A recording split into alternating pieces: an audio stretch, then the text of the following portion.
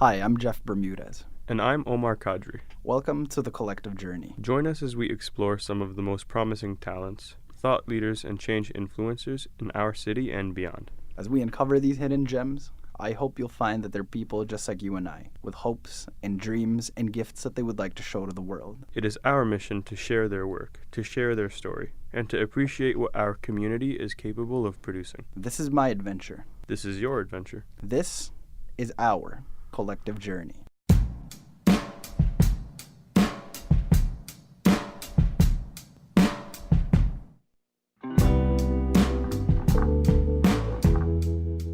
Welcome to The Collective Journey. Last week, we began our conversation with Rob Dundas, owner of Dundas & Sons Brewing Company. We got to see Rob's passion for brewing beer, as well as the obstacles he's had to face. Well, today we do more of the same as we conclude this installment of the Rob Dundas journey. Let's have a listen. It's incredible what goes into making beer. Good beer, too. Because I've gotten my hopes all up and put beer out in the competitions before when I was starting out, and got terrible results back. Just broke my heart.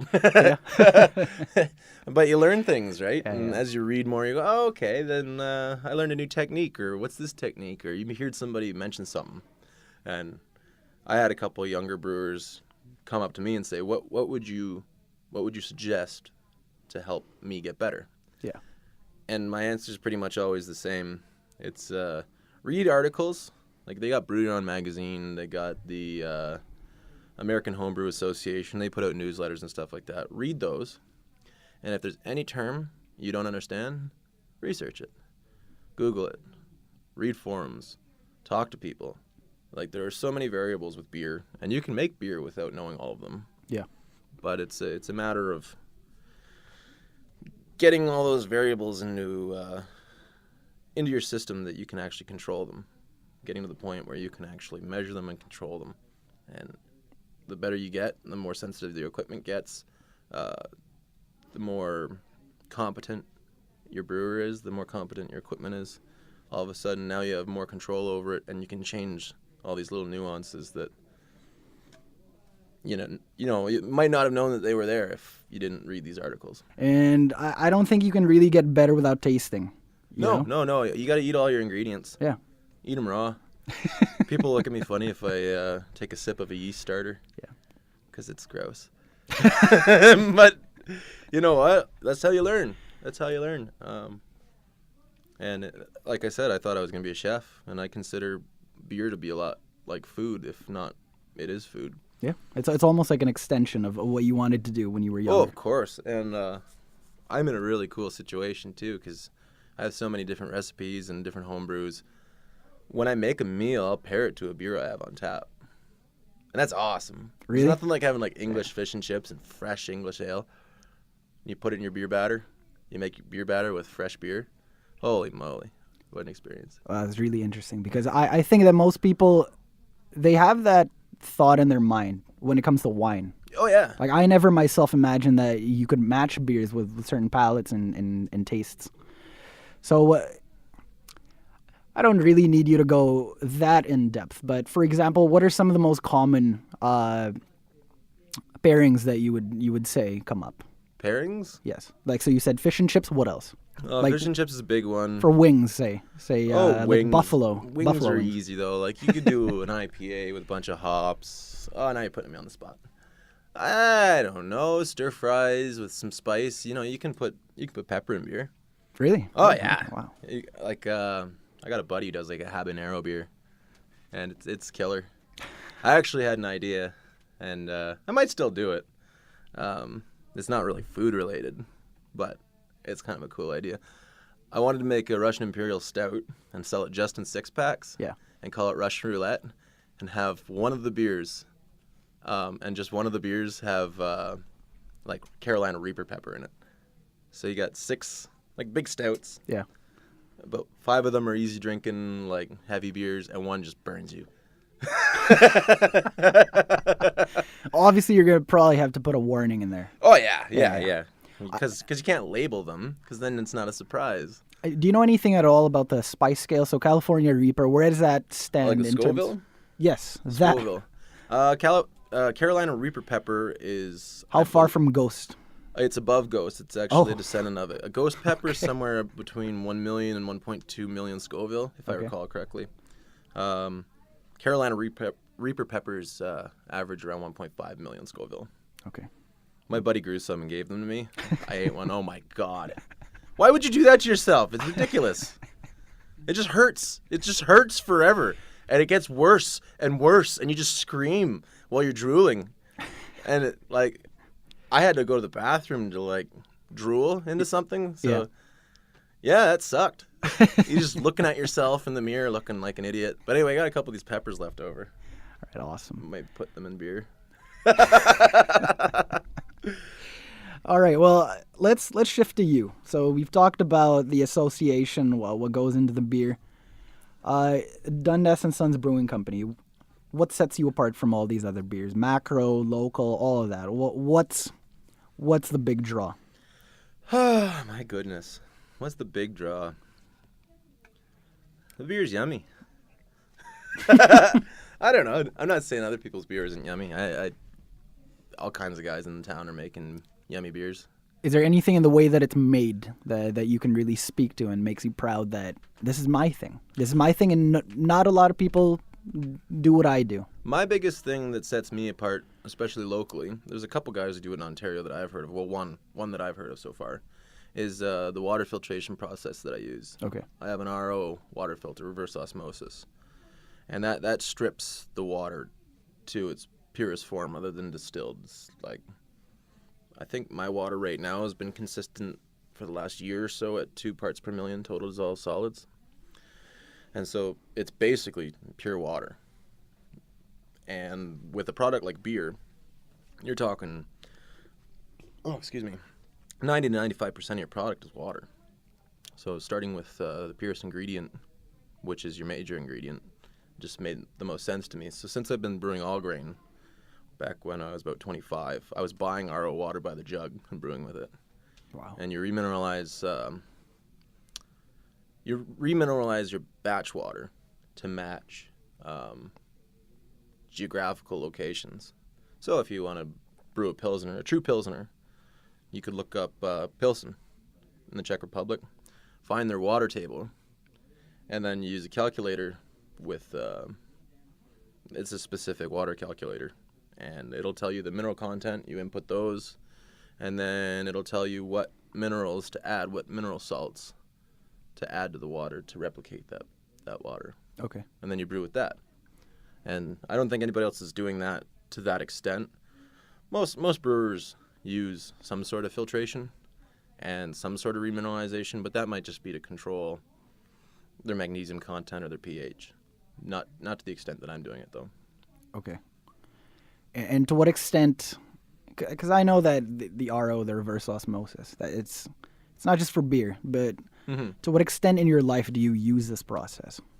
I have my whole house rigged up for it. I got a pot filler above my stove. Anything that's going to absorb water, like rice or noodles. Yeah. Of course, I'm going to be cooking with that. The water that I put in my ice cube trays is fantastically clear. And that's all RO water. All my drinking water is RO. Yeah, just, I hate the taste of chlorine. I don't think it should be in water. Obviously, it's in there for sanitary reasons, so don't take the chlorine out of the water when you're distributing the water, but at the point of use, sure, take it out. It's not there for anything. Oh. Once it's already there, you got clean water, you can take it out. Okay. And as a brewer, you kind of have these DIY ideas here. To what extent do you involve the neighborhood? Do you do that at all? I know that you mentioned that you reach out first to your circle. So this is what comes to my mind, at least, is your neighbors. And Oh yeah. My beer brewing has really kind of made a community around itself. Really? Oh yeah, it's wonderful, and it's so multicultural. Obviously, I'm the guy with the beers, so people tend to want to come to my place and drink beers, and it's been a good ride.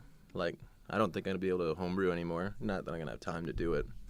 start doing it professionally. But without a license, I can't charge money for beer. So it's just been free. People come over, hey, have a pint, try this, try that. And I'll take them through it. And I have some wonderful relationships that probably wouldn't have gotten the opportunity to be initiated without the beer. And like I got friends that come over who are basically family now. Yeah. My kids call them auntie or uncle. And it's wild because I never expected that it would turn into this. Just the community force behind me is wonderful. Neighbors and friends and family. Everybody's really supportive. Okay, that's awesome. And how big do these gatherings usually get? I'm just curious. Oh, we've had some house parties that got a little crazy. We've had, 80 to 100 people show up to one event in my home. And you know what? I've had a tremendous experience with that too. Like, they're not the kind of parties where people are drinking and driving or anything like that. We're definitely not promoting that. People show up with planned rides home, cabs or designated drivers, and everybody has a good time. Sometimes the occasional thing gets broken or something, but it's accidental. No one's trashing your house or stealing your stuff. What tends to happen when alcohol gets ingested? Well, yeah, but you imagine like I don't know, the downtown scene. Like, there's a lot of aggression and a lot of like people drinking to excess and stuff like that, and that's not at all what it's like at the parties that we're having. And I just hope to continue that. Just have like a really open door policy. We have a lot of different people from all different ages and walks of life come in the door, and it's like, hey, you want a beer? And general hospitality. Everybody wants to be treated the way that they'd want to be treated. So you should treat people the way that you want to be treated. It's the golden rule, right? It seems to be the golden rule across all religions too. It's like every set of rules that religion has ever come up with. Yeah. Treat people the way you want to be treated seems to be in some fashion in those rules, those guidelines for life. And you know what? I'd imagine that you can only go so long drinking someone else's beer at a get-together without putting out your own value. So at these get-togethers, does it resemble kind of like a potluck? Yeah, kind of actually the intent is that it takes some of the financial burden off of me. Yeah. If I can have 80 people over, well, obviously I didn't mean to have 80 people over, but everybody wants to come, and what am I going to do, say no? Yeah. But the idea is, bring something to share. I've had people bring baked goods. I've had people bring desserts. I've had people bring main courses. I always try to put something out there. The one time I smoked a turkey. Oh, wow. It took like 14 hours or something. And then you pulled it and made sandwiches. It was, oh my goodness. Some of the meal items are just over the top. But, like my buddy gave me the turkey, and all I had to buy was like charcoal and the wood chips, and it didn't really cost too much, but it fed a whole bunch of people.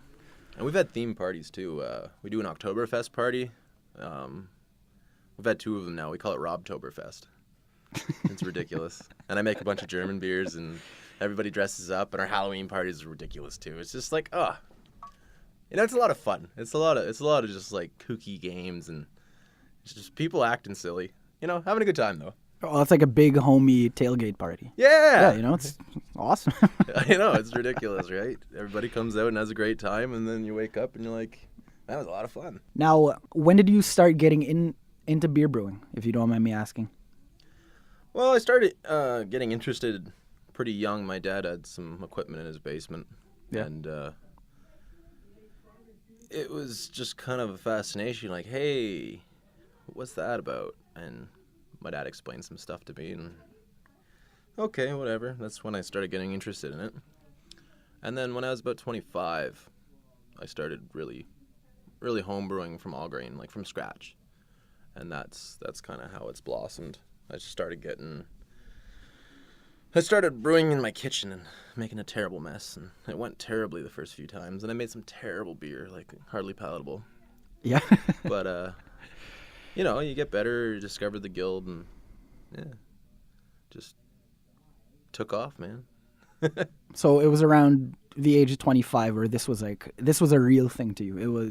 It was that moment of leverage where you made that active decision to follow through. Yeah, that was a financial commitment that Yeah. I really didn't know how my wife was going to let me do it.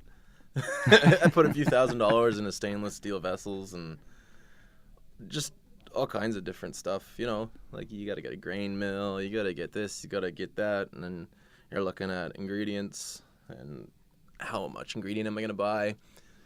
It started off with just buying a bunch of different ingredients, a bunch of different grains by the pound, like small amounts of it, hardly enough to make beer out of. And trying it, eating it, tasting it, smelling it, doing all the stuff with it, steeping hop teas and trying to figure out how flavor profiles could work together, just like if you were cooking a meal. I like how you describe the process. You know, you can really tell that it's not just like a recipe that you have to follow, but it's a recipe that you have to modify every now and then. And the amount of research, it's quite substantial from what you've given to us. Well, there's been some recipes that I've been tweaking ever since I started brewing. Mm-hmm. The first real winner, you make a beer. Because I record everything. I got software on my computer, so I can replicate any brew I do. I got a 7-page report on every brew. Wow. And that's just, it generates naturally, and it's all saved, backed up on a hard drive. And a lot of the recipes I basically know by heart now. I could brew them without the computer. Just go for it. I know what the process is. Some of the good ones just they just go. And you've been in London your whole life? Not my whole life. I've been I lived out of town for 3 years, but yeah, born and raised here in London. I grew up here. A lot of my family's here. And yeah, I really like it here in London. It's got a bad rap, this city, but I think it'll be okay. We can make this thing a better place if we try. And awesome. If everybody puts a little bit of effort in, we can have a really nice place here. There's a lot of people like me, I believe. There's a lot of people trying to make this whole world a better place, and what better place to start than your own backyard, right? And what better way to do it than beer? Well, you might as well have a good time about it, yeah. So I also just want to know as well, we alluded to the struggles that you had to go through, and in life, people would hope that it's a linear process, but it's not. It's definitely not. No, it's sporadic.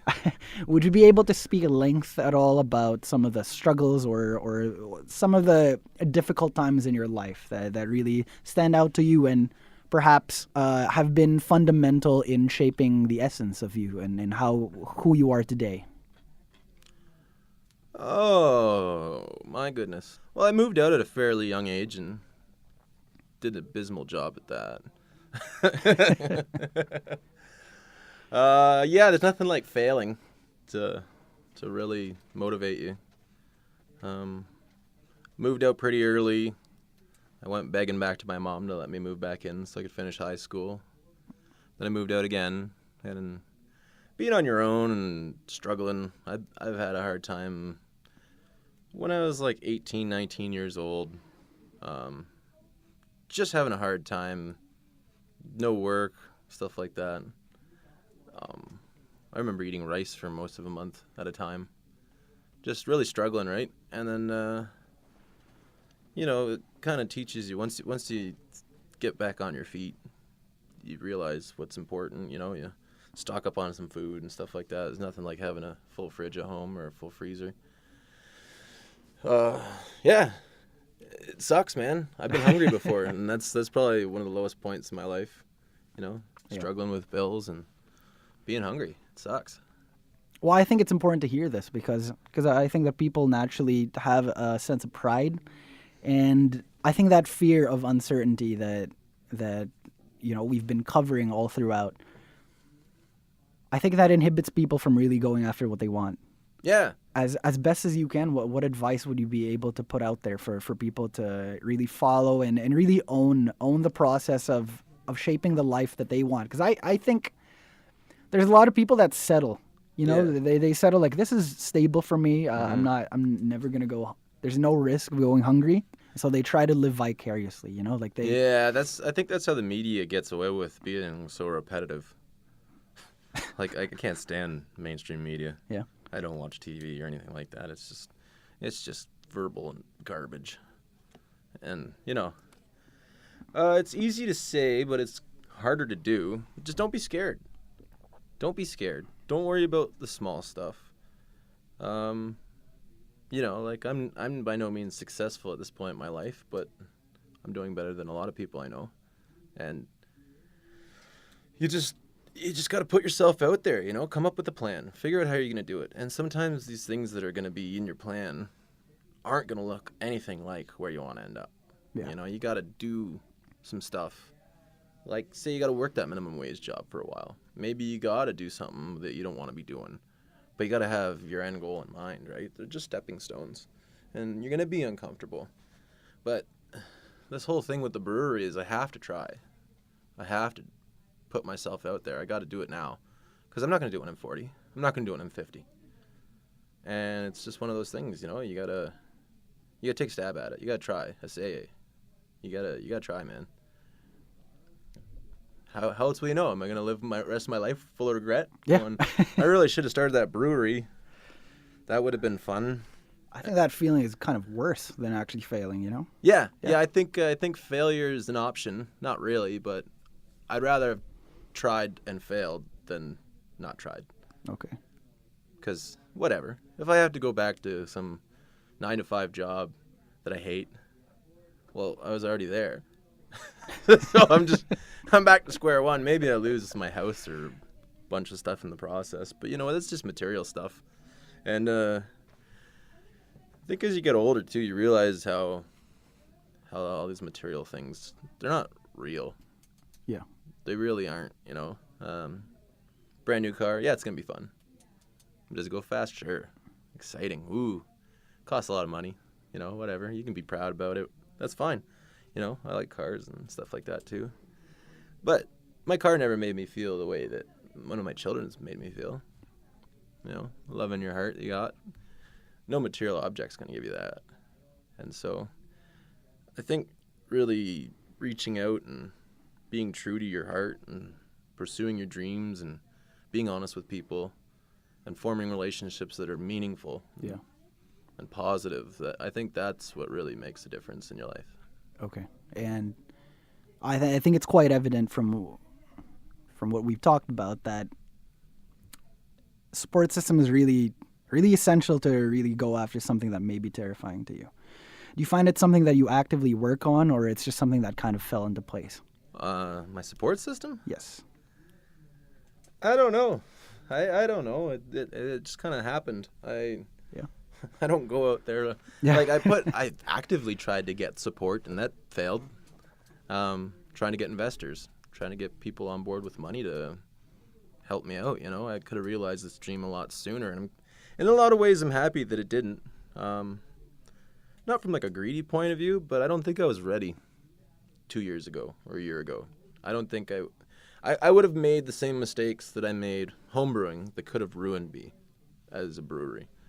Like if I was out on the market and made some terrible beer, how many batches are going to go by that I've either scared off customers or had to dump down the drain or whatever? Not saying that happens a lot, but I have made some mistakes that I've learned from in that period of time that I've been actively trying to get investors.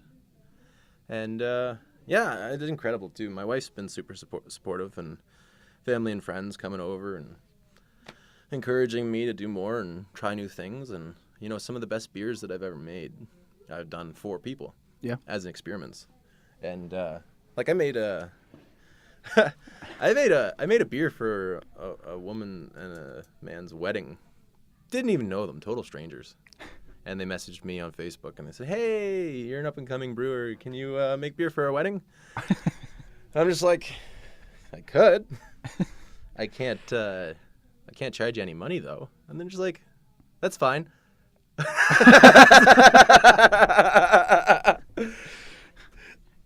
And then I was just like, "Well, what do you want? Like, I don't know. Like, tell me what you want.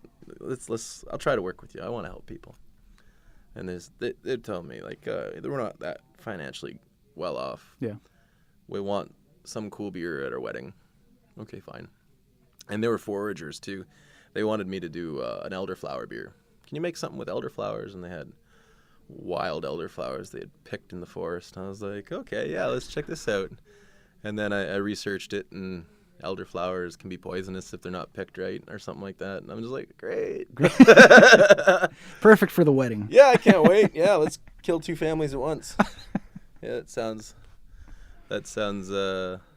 like a great time. Huge liability. But yeah, I ended up using commercially viable elderflowers. Okay. And do you still keep in contact with this couple? Yeah, I think it's actually Buddy's birthday today. Oh, nice. Yeah, happy birthday. Safe to say they've been to one of these get-togethers that you've had. Oh yeah. Okay. Yeah, they're good people, and they got young children. I forget how many. We're not like close or anything, but I ended up making this beer. It was an elderflower saison, and it's every time I make it, people are like, "Oh man, this is good beer." A little bit sweet, some bubblegum flavors, and the elderflower is the late addition in the boil. It kind of replaces aromatic hops, so it's just a really unique flavor. Just kind of cool, and it's something that I wouldn't have tried otherwise. Yeah. Yeah. Well, it's a cool connection that you made there, and you know, they may not financially have been like a boom for you, but No. you never know when those relationships are going to pay off, or and not even to view relationships as a transaction, but it's always good to cultivate those. I think it was really bonds. cool. I think it was such a cool thing to do. I made beer for a family friend of ours. Their wedding I made beer for. It was just one of the recipes I already made. But it was just cool because I was actually at that wedding. And yeah, you put some beer out and everybody tries it and it's a good time. And it's just like, you know, people being people, having life experiences together. And I'm really happy. Just happy to help people. It's like really, as honestly as I can say that, I really want to help people and I want people to do well. And seeing the supports that have been there for me, and I want to be supportive of my friends and people I don't know yet. I'm sure I'm going to make a lot more friends. Mm-hmm. And even in the space that I'm going to be in, I'm going to be in the old East Village. Yes. Right there on Adelaide Street, 400 Adelaide Street North. And, you know, there's people with problems. Everybody's got problems, but, you know, maybe I can help those people. Maybe I can offer some sort of employment opportunity. Maybe I can fundraise for people who have illnesses or something. And I'd really like to have that as a thing in my life, because I think that's so rewarding and fulfilling. Make me a better person. All right, well, we can definitely appreciate your perspective and where you come from there. So I just want to thank you for, you know, taking the time out of your day to speak to us about anything and everything under the sun that goes into what you do and what made you who you are. Is there anything that you'd like to plug? Social media, website? Oh, yeah. Well, thanks for having me. This is your opportunity. Yeah, if you want to check us out, we're on Facebook, Dundas and Sons Brewing Company. Yeah. And it's a bunch of nonsense, but as things happen, I'll keep people up to date on how we're doing, and once we get open, we'll have our hours up there and stuff like that. We're on Instagram, Dundas and Sons Brewing Company again. Yeah, you can check us out. The occasional photo of what we're doing. It's going to be a good time. The whole idea is just have a good time about it, right? Nothing's better than the thought of fulfilling your dreams and at the same time having fun. Thank you for joining us on this episode. If you or someone you know would like to be on the show, contact us through our social media channels. We are on Facebook and Instagram at Collective Journey. And always keep in mind, this is not just my adventure, but it's yours as well. This is our collective journey.